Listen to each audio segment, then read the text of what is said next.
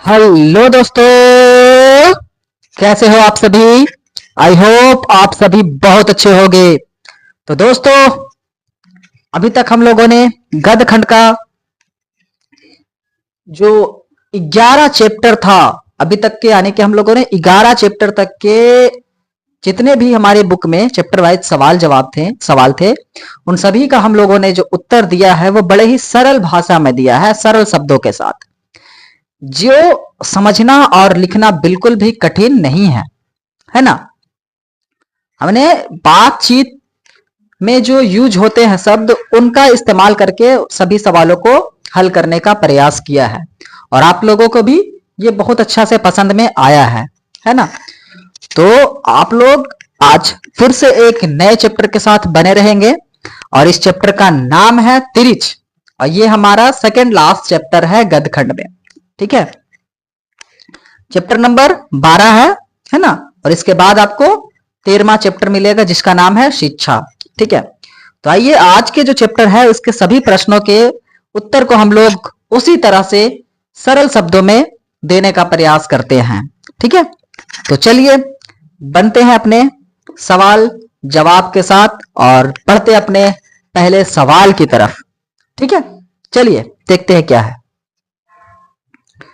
पहला सवाल है, लेखक के पिता के चरित्र का वर्णन अपने शब्दों में करें।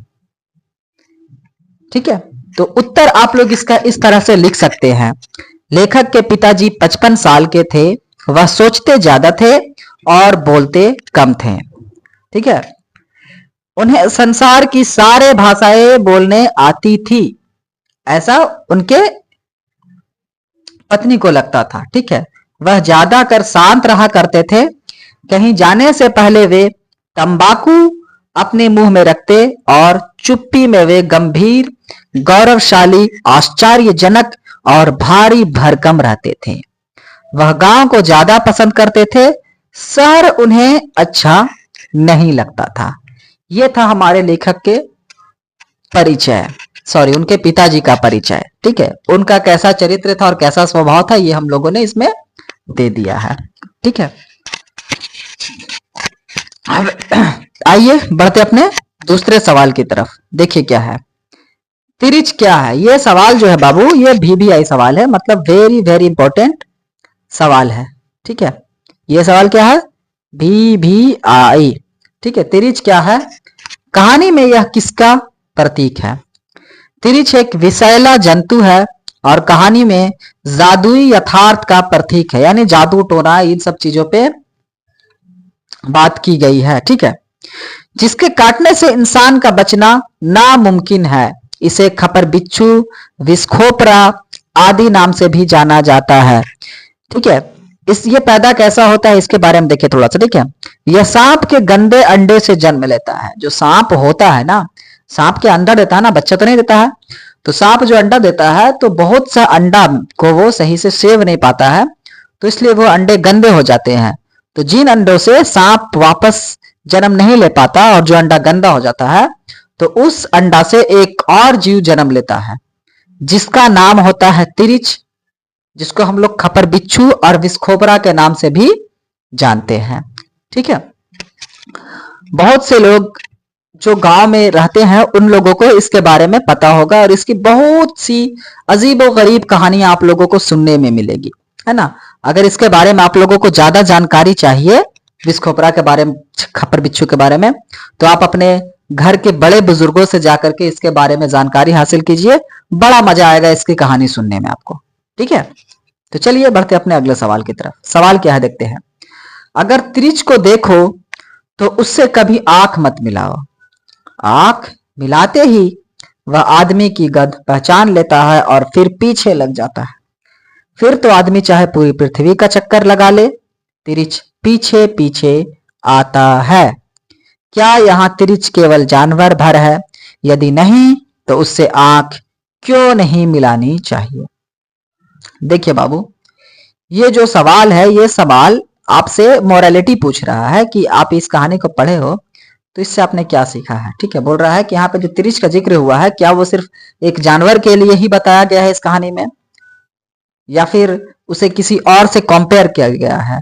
अगर किसी से किया गया है तो क्यों किया गया है, और बोला गया है कि आंख नहीं मिलाना चाहिए तिरिच से, तो ऐसा क्यों बोला गया है। ठीक है, तो आइए दोनों को, इसके रियलिटी को और इस कहानी को हम लोग समझते हैं।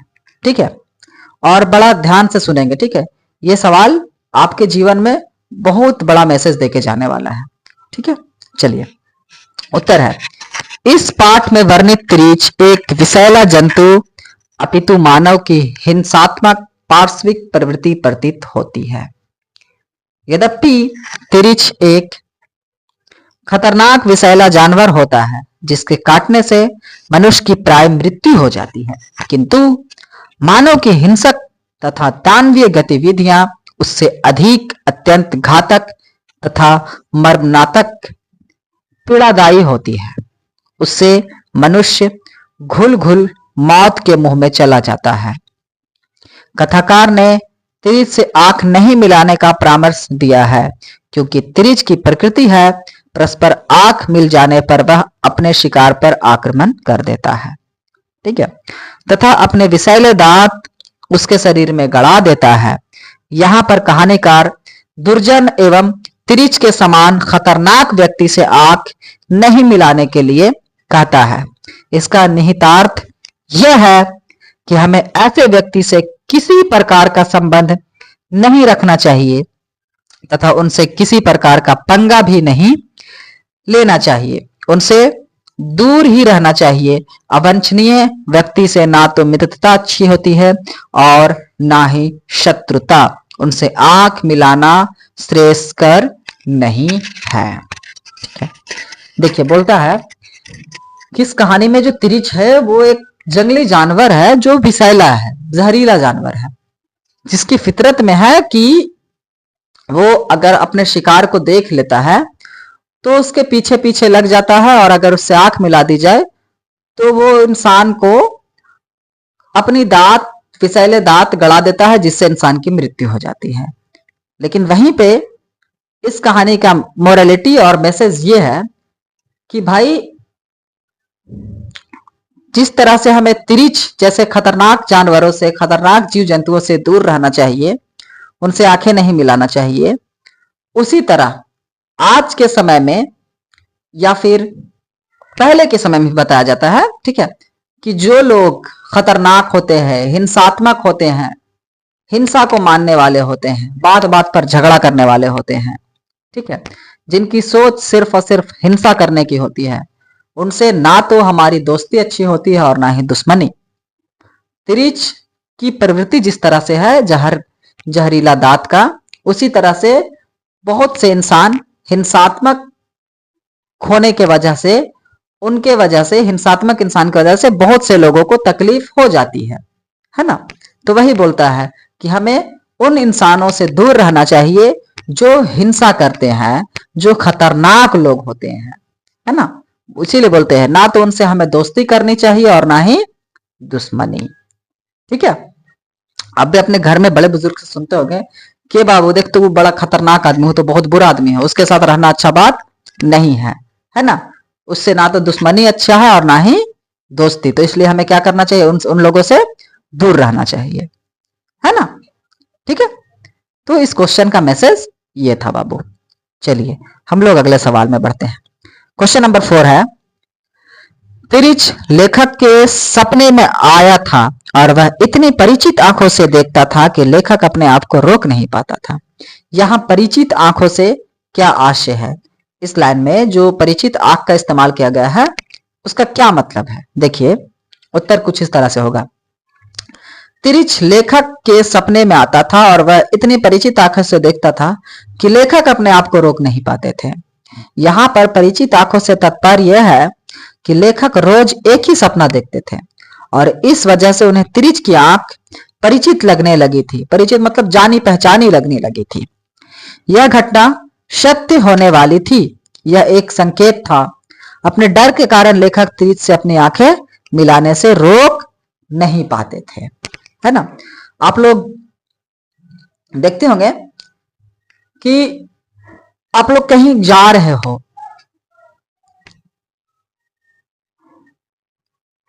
अंधेरी रात हो ठीक है, सुनसान सड़क हो, सुनसान रास्ता हो और आप अगर अकेले जा रहे हो तो बहुत बार आप लोगों को ऐसा लगता है कि हाँ भाई आपका कोई पीछा कर रहा है, पीछा कर रहा है, पीछा कर रहा है। बहुत बार आपको ऐसा लगेगा, लगता है ना? तो आप क्या करते हो बहुत बार कि भाई इस चीज को मैं पुष्टि कर ही लेता हूं कि मेरा कोई पीछा कर रहा है कि नहीं, इसलिए क्या करते हैं लोग, पीछे मुड़ करके देखते हैं, है ना? क्या करते हैं, पीछे मुड़ करके देखते हैं कि वाकई में कोई पीछे कर रहा है कि नहीं। तो वही लेखक को हमेशा इस तरह का सपना आते थे, तिरिच की उनके सपना में।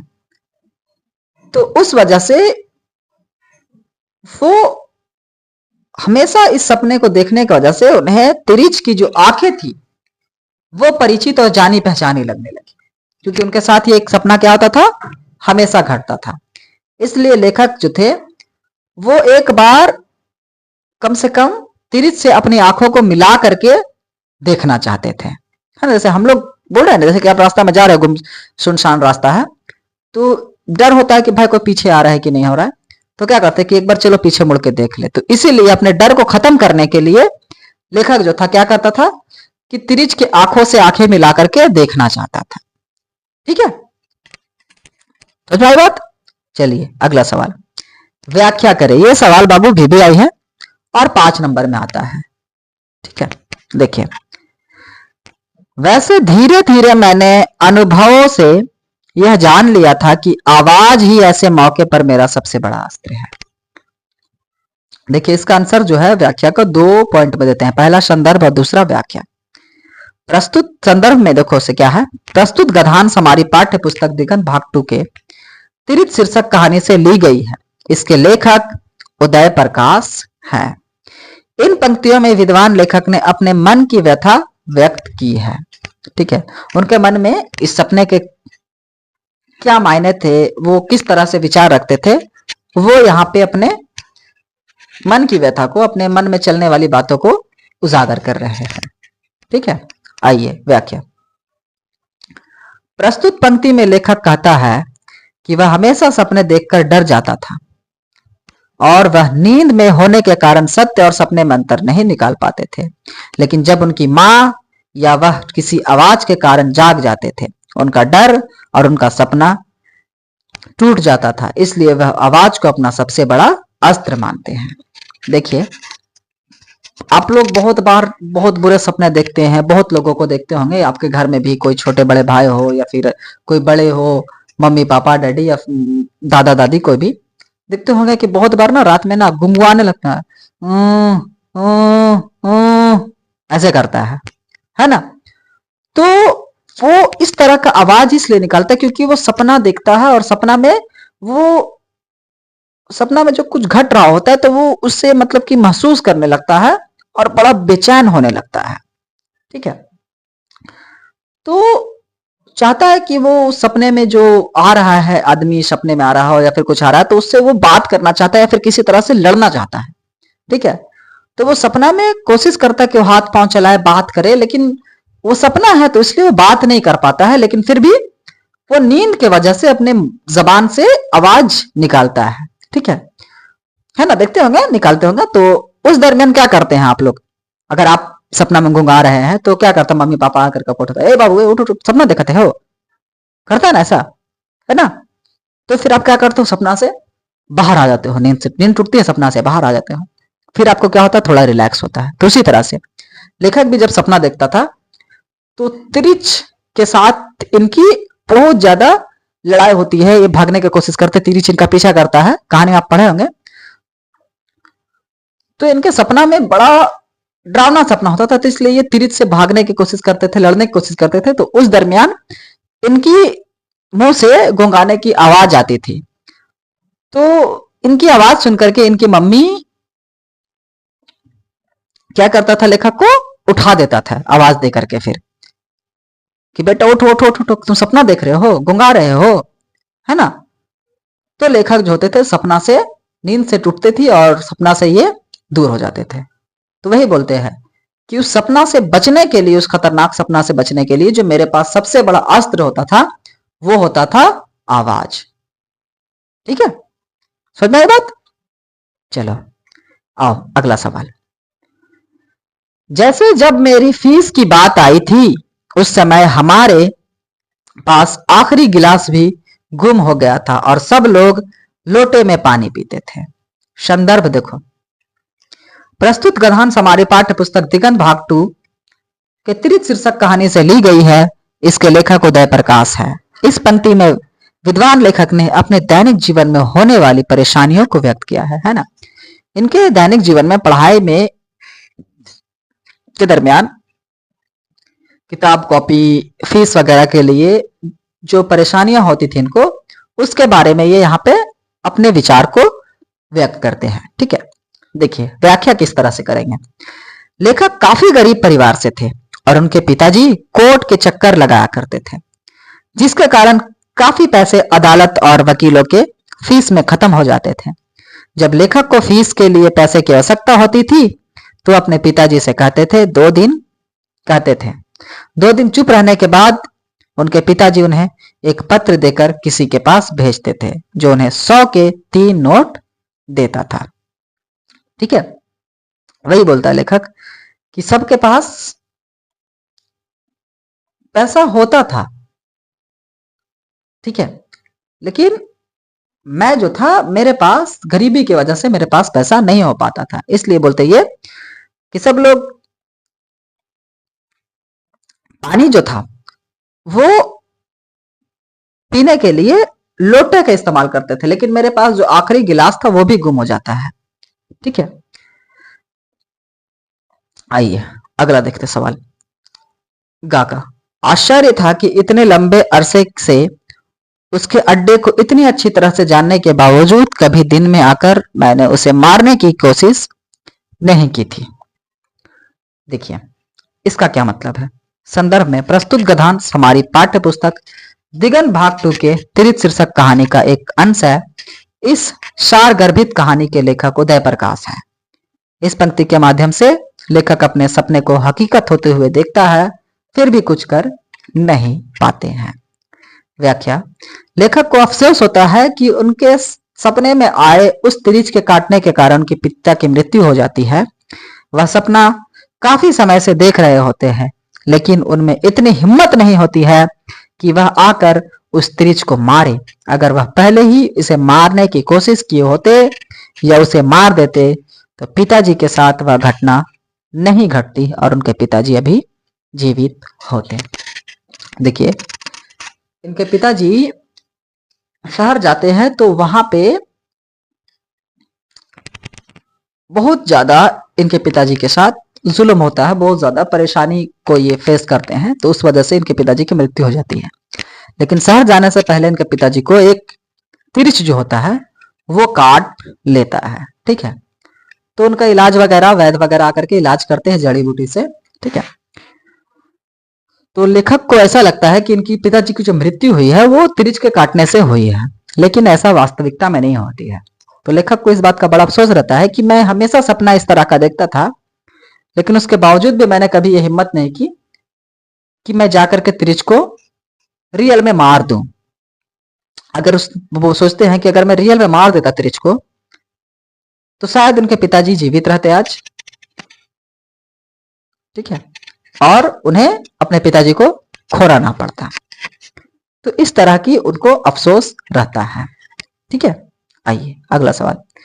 मुझे यह सोचकर एक अजीब सी राहत मिलती है, मेरी फंसती हुई सांस फिर से ठीक हो जाती है कि इस समय पिताजी को कोई दर्द महसूस नहीं होता रहा होगा। देखिए इसके बारे में, this is not important, but मैं जो इंपॉर्टेंट है मैं उसे इंपॉर्टेंट कह रहा हूं। ठीक है, संदर्भ है प्रस्तुत गद्यांश हमारी पाठ्य पुस्तक दिगंत भाग 2 के त्रित शीर्षक कहानी का एक अंश है। इस सारगर्भित कहानी के लेखक उदय प्रकाश है। इन पंक्ति में लेखक अपने पिताजी के विषय में वर्णन कर रहा है। लेखक जब शहर में पिताजी के साथ घटी घटना के बारे में सोचते हैं तो उन्हें बहुत बुरा लगता है। जिस प्रकार उन्हें बताया जाता है कि पिताजी पूरे नशे में थे और उन पर काफी ज्यादा टेंशन था, अदालत जाने और भी कई सारी परेशानियां थी। नशे में होने के कारण जब उन लड़कों ने लेखक के पिताजी को रॉड से मारा होगा तो उन्हें ज्यादा दर्द महसूस नहीं हुआ होगा। उन्हें लग रहा होगा कि वह किसी सपने में है और यह सब एक बुरा सपना है जो नींद से उठते ही ठीक हो जाएगा। लेखक जब शहर जाकर के पता लगाता है अपना पिताजी के बारे में कि उनकी मृत्यु कैसे हुई, उन्हें चोट वगैरह कैसे लगा, तो उन्हें लोग बताते हैं कि भाई आपके पिताजी को जब शहर आए थे तो वो काफी टेंशन में थे और उनकी हालत ऐसी थी कि जैसे वो नशे में हो। तो लेखक इस बात से थोड़ा सा राहत महसूस करता है कि भाई अगर पापा नशे में थे तो उन्हें जब लड़कों ने मारा होगा तो उन्हें चोट का एहसास नहीं हुआ होगा, दर्द का, नशे में। उन्हें ऐसा लगता होगा उनके पिताजी को कि मानो वो सपने में है, सपना खत्म होते ही सब कुछ सही हो जाएगा। ठीक है, आइए अगला सवाल। तिरिच को जलाने गए लेखक को पूरा जंगल परिचित लगता है, क्यों? लेखक को पूरा जंगल परिचित इसलिए लगता है कि इसी जगह से कई बार सपने में तिरिच से बचने के लिए भागा था। लेखक गौर से हर तरफ देखता है कि और उसने सपने के बाद थानू को बताया भी था कि एक संकरा सा नाला इस जगह बहता है। नाले के ऊपर जहां बड़ी बड़ी चट्टाने हैं वहीं कीकर का एक बहुत पुराना पेड़ है जिस पर बड़े मधुमक्खी के छत्ते हैं। लेखक को एक भूरा रंग का चट्टान मिलता है जो बरसात भर नाले के पानी में आधी डूबी रहती है थी। लेखक को उसी जगह तिरिच की लाश भी मिल जाती है। सपने में आई बातों का सच होना लेखक को जंगल से परिचित कराता है, इसलिए लेखक को जंगल परिचित लगता है क्योंकि इन सब चीजों को वह सपने में देख चुका था। ठीक है, लेखक जब जंगल से गुजरता है तो उन्हें जंगल पूरी तरह से परिचित लगती है क्योंकि उनके सपने में वो जंगल बार बार वो आता है और वो सपनों की बात जो थे वो अपने मित्र थानू से बताते भी थे कि हाँ भाई वहां पे एक नाला है, उसके ऊपर बहुत बड़े बड़े चट्टान हैं। ठीक है, ये सारे बातें अपने थानू को बताते हैं। ठीक है, तो इसलिए वो जंगल जो है उन्हें परिचित लगता है क्योंकि वो जंगल उनके सपनों में कई बार आ चुकी थी। ठीक है, आइए अगला सवाल। इस घटना का संबंध पिताजी से है, मेरे सपने से है और शहर से भी है। शहर के प्रति जो एक जन्मजात भय होता है उससे भी है। यह भय क्यों है? देखिए, यह सवाल बड़ा अच्छा है। उत्तर देखिए क्या इसका है। तिरिच कहानी के लेखक के पिता को शहर इतना आतंकित करता है कि वे शहर जाने से बार बार कतराते हैं, नहीं जाने के बहाने ढूंढते हैं। शहर की संवेदनशीलता उसके भय का कारण है। कहानी में वर्णित शहर में जब पिता डरते डरते शहर जाते हैं तो उनके साथ हुए अमानवीय व्यवहार से लगता है कि शहर की संवेदना मर गई है। शहर का प्रत्येक व्यक्ति अपने स्वार्थ से ओत प्रोत है। नई पीढ़ी अराजक एवं हिंसक हो गई है। शहर की आत्मीयता सिमट गई है, इसलिए पिता की सहायता के लिए आगे कोई नहीं बढ़ता बल्कि उसकी स्थिति से मुंह चुरा लेता है। आधुनिकता की यह विडंबना शहर के व्यवहार रूप को रेखांकित करती है। देखिए, लेखक बोलते हैं कि ये जो घटना है वो मेरी सपने से, पिताजी के शहर जाने से और शहर से भी है। शहर में होने वाली घटनाएं से लेखक के पिताजी काफी ज्यादा भयभीत रहते हैं। तो ये भय क्यों है इसके बारे में बताना था। तो इस कहानी में बताया जाता है कि जब लेखक के पिताजी शहर जाते हैं तो उन्हें बहुत ज्यादा प्रताड़ित किया जाता है। लोग उनकी हालत को देख करके उन्हें पागल बोलते हैं, नशे में बोलते हैं, चोर समझता है बहुत लोग, और लेखक के पिताजी को बहुत से लड़के लोग मिलकर के मारते हैं, रॉड से मारते हैं। ठीक है, तो इन सब घटनाओं से लेखक को ऐसा लगता है कि भाई शहर के लोग जो है वो बड़े ही निर्दयी है। आज के मॉडर्न जमाने में भी लोग उनके पिताजी की मदद नहीं करते हैं बल्कि उन्हें और उल्टा बुरा भला कहते हैं। ठीक है, इस वजह से लेखक जो है शहर को भयावह रूप का नाम देते हैं और बोलते हैं कि शहर में लोग ज्यादा प्रताड़ित होते हैं। ठीक है, आइए अगला सवाल देखते हैं। कहानी में वर्णित शहर के चरित्र से आप कितना सहमत हैं? देखिए, ये सवाल भी बड़ा अच्छा है, इसे मैं अपने शब्दों में देने का कोशिश किया हूं। ठीक है, उत्तर देखिए क्या है। कहानी में वर्णित शहर के चरित्र से हम पूरी तरह सहमत हैं, क्योंकि शहर में लोग अपने अपने काम में व्यस्त रहते हैं। लोगों के पास इतना समय नहीं होता कि वह दूसरों की मदद करे या उन्हें थोड़ा समय दे। वहां कोई अच्छे से बात भी नहीं करता है। वहां के लोग किसी को मुफ्त में पानी तक नहीं देना चाहते और ना ही किसी की इज्जत करते हैं। ठीक है, ये बात बिल्कुल भी सच है दोस्तों, क्योंकि बाबू बताओ, शहर आप जब जाएंगे तो आप वहां हर किसी को देखेंगे अपने अपने काम में बिजी है ना। इस वजह से लोग एक दूसरे की मदद नहीं कर पाते हैं। वहां के लोग, वहां हर कोई अपनी उल्लू सुविधा करना चाहता है। अगर कोई इंसान आपको पानी पिला रहा है तो उसमें भी उसकी कोई स्वार्थ है ना। वहां शहर में आप जाएंगे तो आपको मुफ्त में पानी भी नहीं मिलेगी, उसके भी आपको क्या पैसे चुकाने पड़ेंगे। इसलिए शहर का जो चरित्र है वो गांव के कंपेयर में काफी ज्यादा घिरा हुआ है, ऐसा हम बोल सकते हैं। ठीक है, आइए बढ़ते अपने अगले सवाल की तरफ।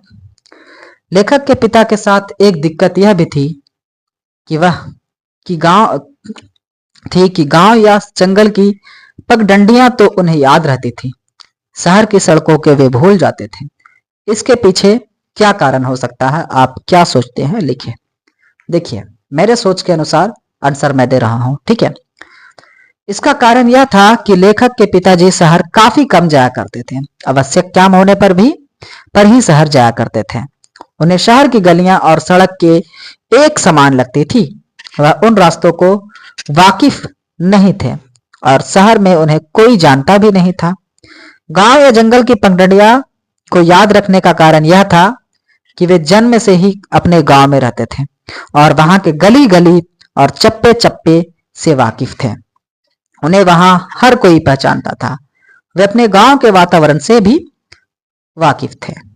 ठीक है, देखिए, आप जिस जगह पे ज्यादा रहते हैं, जाना ना करते, वहां के रास्ते, वहां के लोगों से आपकी अच्छी खासी परिचित होगी, तो इसलिए वहां आपको कोई समस्या नहीं होगी। लेकिन जिन जगहों पे आप नया जाते हैं या फिर बहुत कम जाते हैं, तो वहां के लोगों से आपकी ज्यादा जान पहचान नहीं होगी, इसलिए क्योंकि आप वहां जाते ही बहुत कम है। अब आप जहां नहीं जाएंगे वहां के रास्ते आपको कैसे याद रहेगी, है ना। तो इसीलिए लेखक के जो पिताजी थे वो शहर बहुत कम जाया करते थे, इसलिए उन्हें शहर की सड़कें याद नहीं रहती थी और गांव की जो गलियां थी, पगडंडियां थी, वो उन्हें याद रहती थी, क्योंकि वो उन पगडंडियों और गलियों में हमेशा घूमा करते थे और उनका जन्म भी उन्हीं गांव में हुआ था। ठीक है, आइए अगला सवाल। स्टेट बैंक के कैशियर अग्निहोत्री, नेपाली चौकीदार Thapa, assistant branch manager Mehta, थाने के SHO राघवेंद्र प्रताप सिंह के चरित्र का परिचय अपने शब्दों में दीजिए। This is a not important for your exam, but आपके ये जो सवाल है वो आपकी किताब में थे, तो इसलिए मैं इसको हल कर रहा हूं। ठीक है, आइए देखते हैं इनके बारे में, इनकी कैसी चरित्र है, इस कहानी से पता चलता है। ठीक है, देखिए, कैशियर अग्निहोत्री शहर के देश बंधु मार्ग पर स्थित स्टेट बैंक ऑफ इंडिया में कैशियर है, यानी कि जो पैसे देता है ना, उसको कैशियर बोलते हैं। वे डरपोक चरित्र के व्यक्ति इसलिए हो गए थे कि आए दिन बैंकों में लूट डकैती होती रहती थी, इसलिए उन्हें हर व्यक्ति लुटेरा के रूप में नजर आता था।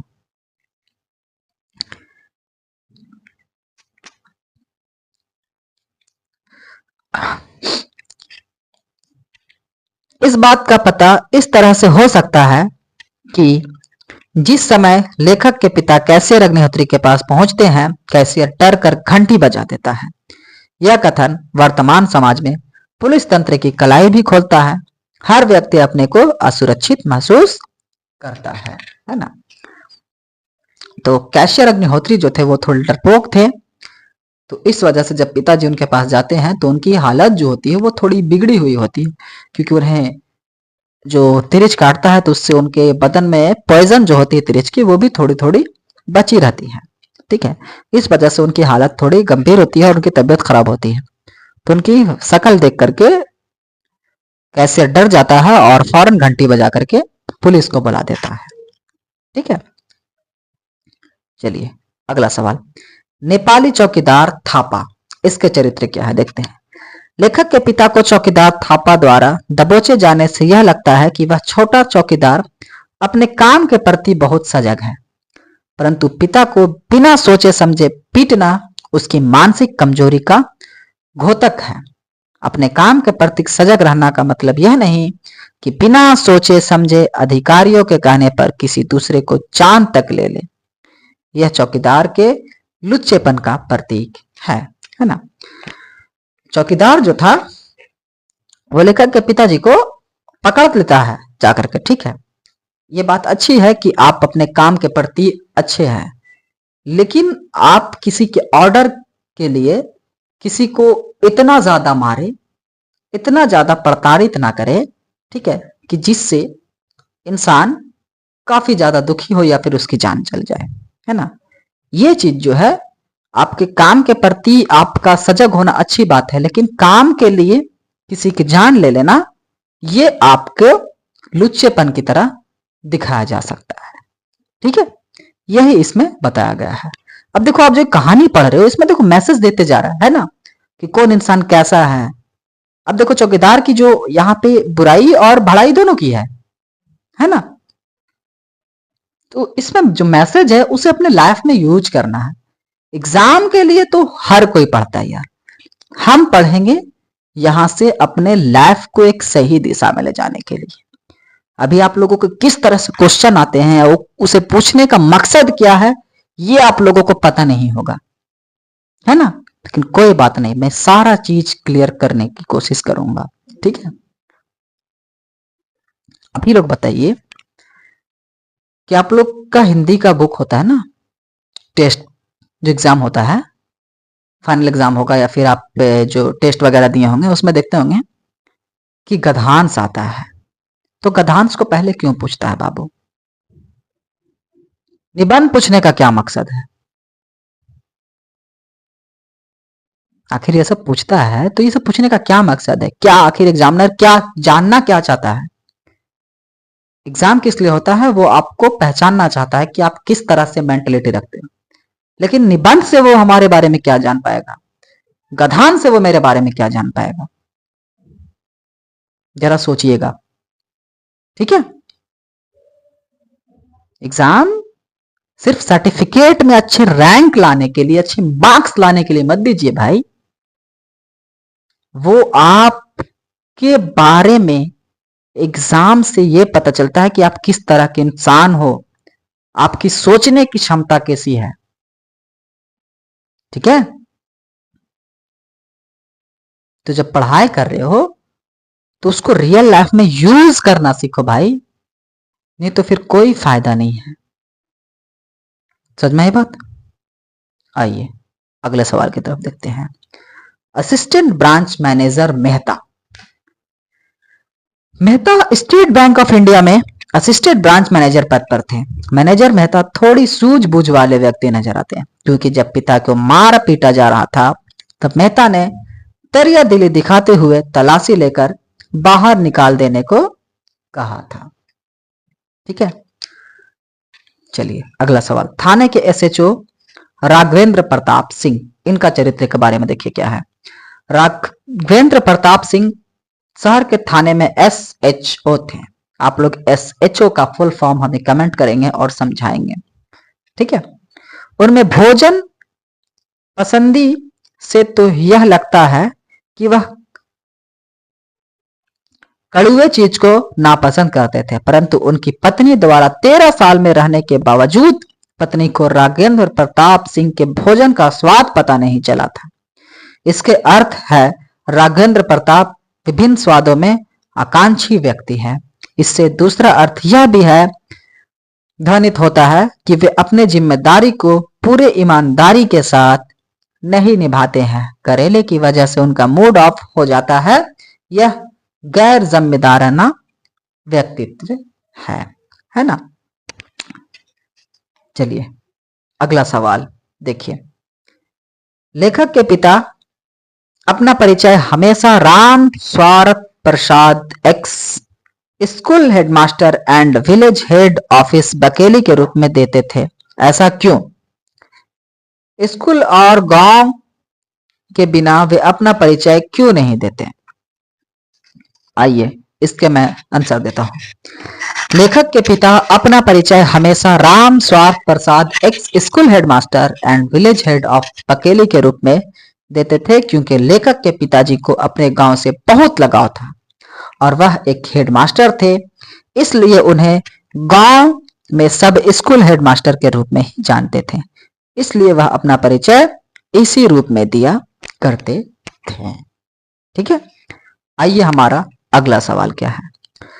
हालांकि थानू कहता है कि अब तो यह तय हो गया कि तिरिच के जहर से कोई नहीं बच सकता। ठीक 24 घंटे बाद उसने अपने करिश्मा दिखाया और पिता की मृत्यु हुई।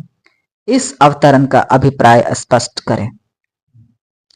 लेखक के पिता की मृत्यु तिरिच के काटने के 24 घंटे बाद हुई थी और ऐसा कहा जाता है कि एक बार तिरिच जिसे काट लेता है उसका बचना नामुमकिन हो जाता है।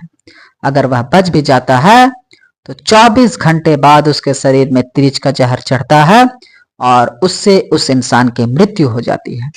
कुछ ऐसा ही हुआ था लेखक के पिताजी के साथ। संयोगवश उनकी भी मृत्यु तिरिच के काटने के 24 घंटे बाद ही हुई थी। ठीक है, लेकिन ये एक भ्रम है। ठीक है, तिरिच के काटने से उनकी मृत्यु तो हुई, लेकिन उससे ज्यादा जो वो शहर गए थे तो उन्हें पर जो प्रताड़ित किए गए थे लोगों के द्वारा, उन्हें जो मारा गया था रॉड से, है ना, नशे, तिरिच के काटने से उनके तो नशा था ही उनके अंदर, लेकिन जो लोगों द्वारा उन्हें प्रताड़ित किया गया, मारा गया, तो वो काफी ज्यादा दुखी हो जाते हैं, जिसके वजह से उन्हें उनकी मृत्यु हो जाती है। ठीक है, लेखक को अब तिरिच का सपना नहीं आता, क्यों? उत्तर, लेखक उदय प्रकाश को अब तिरिच का सपना नहीं आते क्योंकि लेखक को सपना सत्य देखते थे। वो उनके भविष्य में घटने वाली घटना का संकेत देता था और वह घटना घटने के बाद उन्हें सपना आना बंद हो गया क्योंकि वह घटना घट चुकी थी। तिरिच का जो सपना था वो उनके पिताजी के तिरिच काटने के पहले आते थे, लेकिन जब पिताजी की मृत्यु हो जाती है तो वो सपना उनके साथ नहीं आता था, क्योंकि वो जो सपना था वो उन्हें भविष्य में होने वाली घटना के बारे में बताते थे। ठीक है, लेकिन ये घटना घटने के बाद उन्हें अब ऐसी सपना नहीं आते थे। ठीक है, चलिए दोस्तों, हम लोगों ने इस चैप्टर के सभी सवालों को बड़े ही आसान शब्दों में किया है ना। तो अगर आप लोगों का कोई डाउट है तो हमसे पूछ सकते हैं। ठीक है, बाकी के उम्मीद करता हूं कि इनमें से सभी सवालों का जवाब हम लोगों ने बड़े ही आसान शब्दों में किया है और आप लोग भी इसका इस्तेमाल करेंगे और एग्जाम में आने वाले जो भी सवाल थे मैंने इसमें बताया है। ठीक है, और बाकी का जो इम्पोर्टेंट सवाल होगा उसमें तो पीवीआई सवाल मैं दूंगा ही, तो उसे आप लोग देख लेंगे, बाकी आप लोगों का बल्ले बल्ले। ठीक है, तो चलिए आज का चैप्टर यहीं पे समाप्त करते हैं दोस्तों। Thank you so much. जय हिंद।